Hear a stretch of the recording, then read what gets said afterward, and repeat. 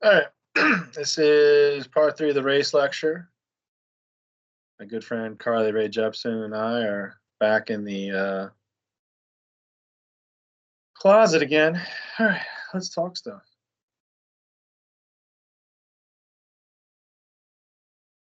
So, European migration crisis.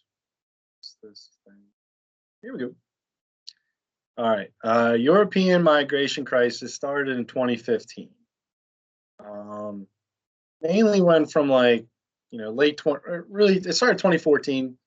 2015 was, I would say, the year that the largest amount of individuals came over. And then 2016, 2017, so happened as well. Why is the crisis happening? Well, you had wars in the Middle East. You had war in Afghanistan. You had war in Iraq. You have an ongoing civil war in Syria. So you have individuals leaving these countries for refuge to find someplace safe. So what's happening is they're leaving the Middle East and these African countries, okay, as well. Um, Lebanon, Ethiopia, those countries as well. And they're heading to Europe. And how are they getting to Europe? Well, they're either going across land through Turkey, okay, or they're crossing the Mediterranean Sea. And they are jam packing themselves into small boats trying to cross the Mediterranean.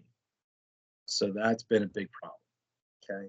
How are different countries reacting to this crisis? Well, Germany and France try to allow as many people in as possible. But the problem is that they weren't getting that much help from other countries.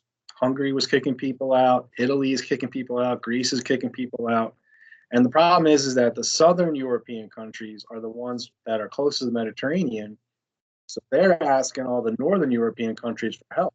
And so, like Norway, Sweden, Denmark, they're not really helping out that much either. So it's a question of like, where can we put all of these people? And what's happening is they're being left, like on their own in Italian islands and on Greek islands for the most part. And you have protests in countries. There's some protests asking for the countries to let people in, but you also have more protests from right-wing nationalistic groups and saying, no, keep these people the hell out of our country. We can't afford them. We don't want they're going to bring diseases. I mean, they're using some really racist terminology here. Okay. And that's and there's a populist movement in Europe right now where right-wing groups have sizable control over a lot of these countries, like Hungary, okay, like Bulgaria as well. All right. So you'll see in this slide, and one thing I want, okay, the red rectangles here, okay, those are asylum petitions, meaning that people are trying to get into Germany. That's not the amount of people that have gotten into there. That's who have sought asylum. Okay.